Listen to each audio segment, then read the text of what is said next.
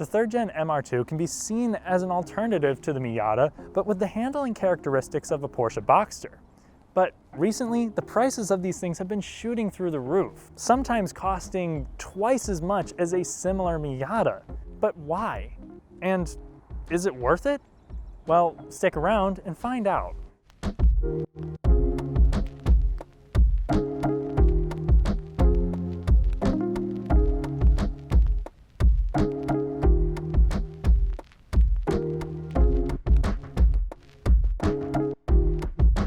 If you haven't done so already, consider subscribing to the channel and hitting the bell.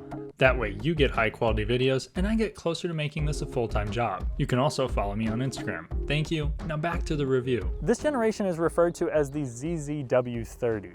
It is 66 inches wide and about 48 inches tall. And next to me, or really anybody, it looks puny. Because it is. Now, people who know the MR2 know that this is a mid-engine vehicle. A lot of people I talked to after showing them this had zero clue it was mid-engined. Personally, its cutesy proportions remind me a ton of Japanese kei cars like the Honda Beat, which for some people in the US like me adds to the cool factor because it's just so rare. The downside of this is that it actually has no trunk. They gave you like a compartment for your spare tire, but this one literally, it looks like somebody just yanked the engine out. You didn't have a trunk unless you took out the spare tire, making this not super practical, but Toyota tried to compensate for that a little bit with the interior. I'll get into that soon.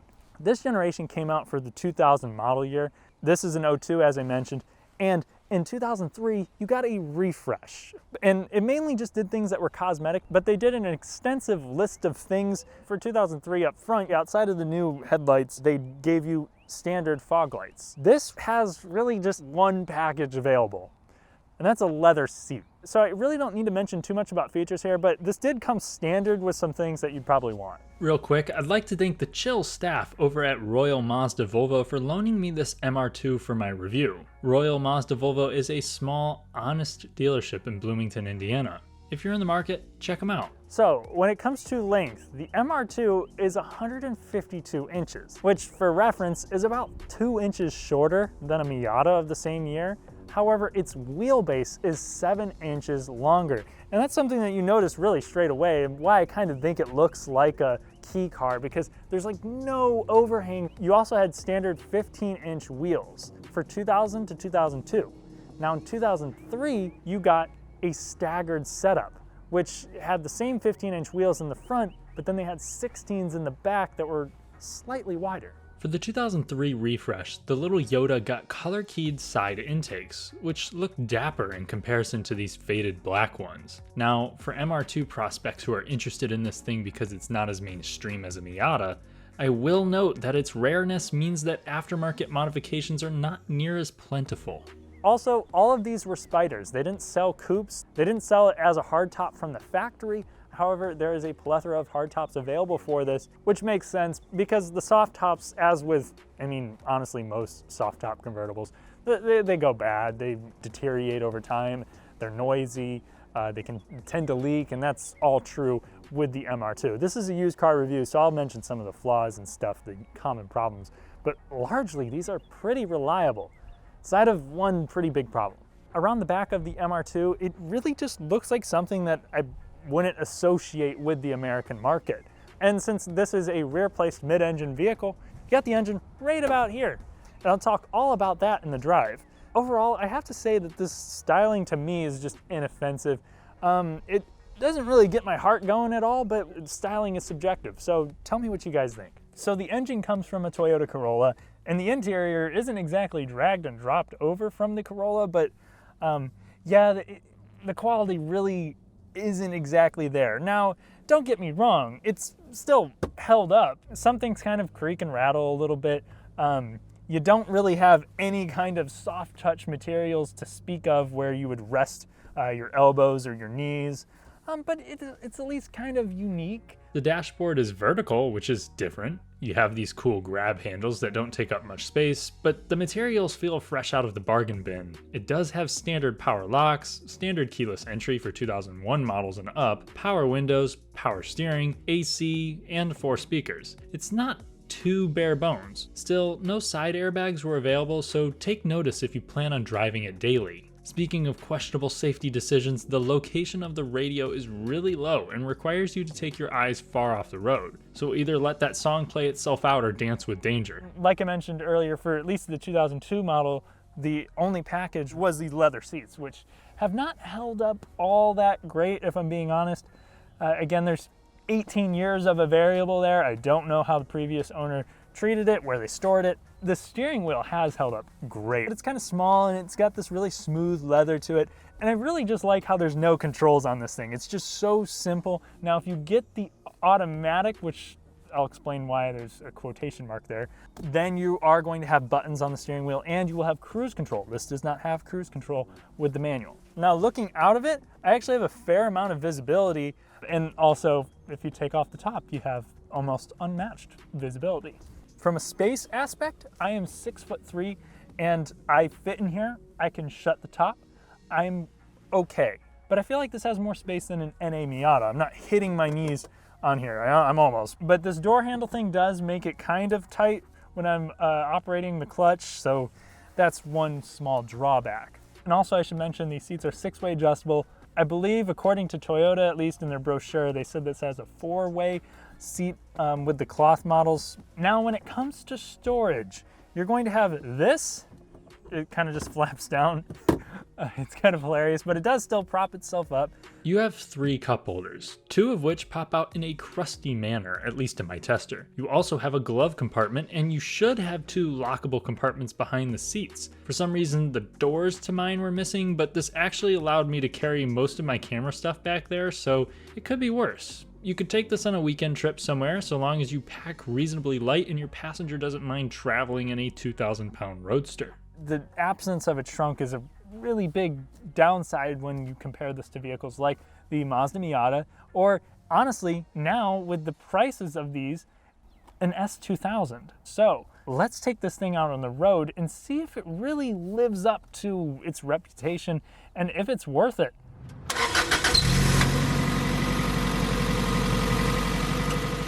Powering the 3rd gen Toyota MR2 is the 1.8 liter 1ZZ engine from the Toyota Corolla. It makes 138 horsepower and 125 pound-feet of torque. Now, if you're wondering whether this thing is quick or not, a lot of people will point out that this has a slightly better power-to-weight ratio than the Mazda Miata, and that is true.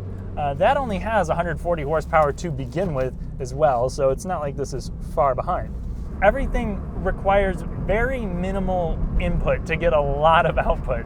Now, the clutch is like this tall. I mean, it's so short, and I love it. And it also is gradual. It doesn't just bite like that, and it makes the vehicle itself just relaxing to drive. The transmission is also got extremely short throws, and you can really snap through the gears. And the feel is natural. It's not rubbery or notchy, and there's still resistance. One problem here though, this goes for NC Miata money, and that has 167 horsepower. For the price of a pristine MR2, you're looking at a good, somewhat high mileage S2000, which has the holy grail of naturally aspirated 4-cylinders, the engine that will soil a fanboy's pants, the F20, which made 240 horsepower for 2002 and could rev to 8 grand comfortably, which made it good for a mid to high 5-second 0 to 60 run. So, with an economy car heart and a 5-speed, how quick is my college sophomore age tester? There's no traction control, no stability control to worry about in here, and AC is off. Now, this is mid-engine. I've never launched a mid-engine car before. Never driven a mid-engine car.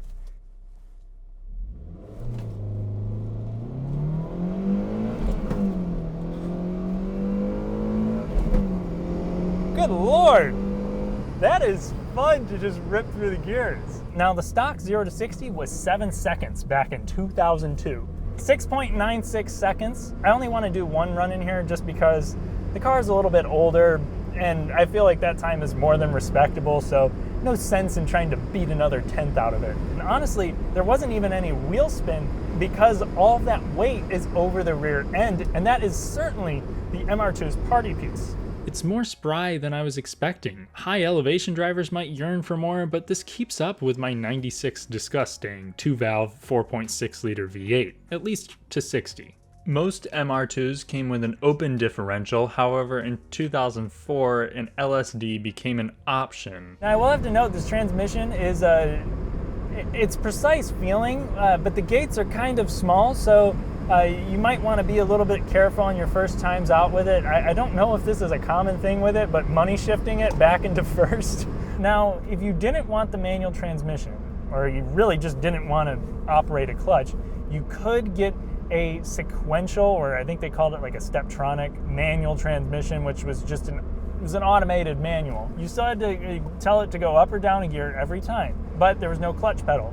It's a similar concept to what some exotic cars of the time were using. That came out in 2002, and in 2003 they added a 6th gear. It was the same gear ratios before that. Now the engine's power band is, it's like an economy car's. Tops out at about 6,800 RPM. But this makes driving around town more pleasant. You don't have to downshift as much for hills as, say, an 8th gen Civic Si. Plus, I think this has a lightweight flywheel because it revs up and has much less rev hang than I was expecting for this type of engine. With other cars, you shift a little bit slower because you have rev hang, and that's how you would get the smoothest shift out of the thing. But with the MR2, if you do that, the revs drop, making it not as smooth.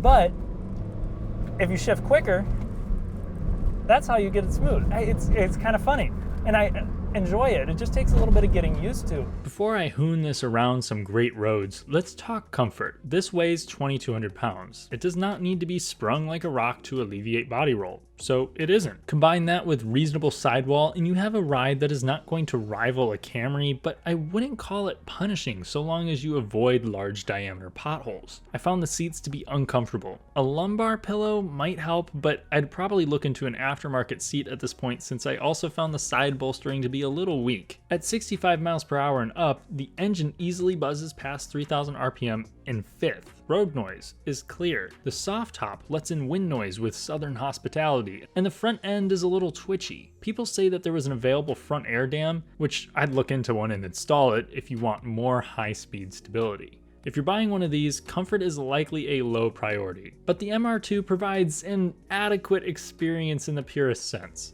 On back roads, it's exceptional with personality unlike any front-engine car I've driven. These also are known for snap oversteer, which is why I'm a little worried about heel-toe downshifting. I mean, the first thing I'm noticing is just how quick it rotates. Just like you don't need to push the clutch in much or move your hand much to shift. The steering, really, it just takes a little flick of the wheel and you're already changing directions quite rapidly. And I can definitely see how this could be a dangerous vehicle. But honestly, I'm not really freaking out back here because I'm just having too much fun to care about my own mortality. Holy shit. Every single movement that you make has an effect. It understeers a little bit because it has a pretty light front end.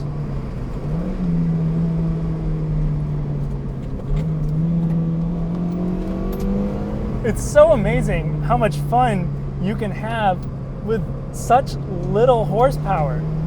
And this thing just grips and grips. I really do kind of understand what people were saying when this drives more like a Boxster than a Miata. It's just that how quick it can rotate, and how balanced it is, how fast it just reacts. Wow. And it's really honestly not terribly uncomfortable too. Ooh, that was a little dangerous. And you can really just expel absolutely everything out of it. Ooh, and the G-forces, holy shit, these aren't very big tires. I think that is thanks to that 2,200 pound curb weight. I have not had fun like this in a long time. I have class coming up soon, and I'm pretty much just missing it for this. This is so much better than class. I do not even care. I think I've probably said enough. I'm just gonna take the top off and, well, cruise my way back.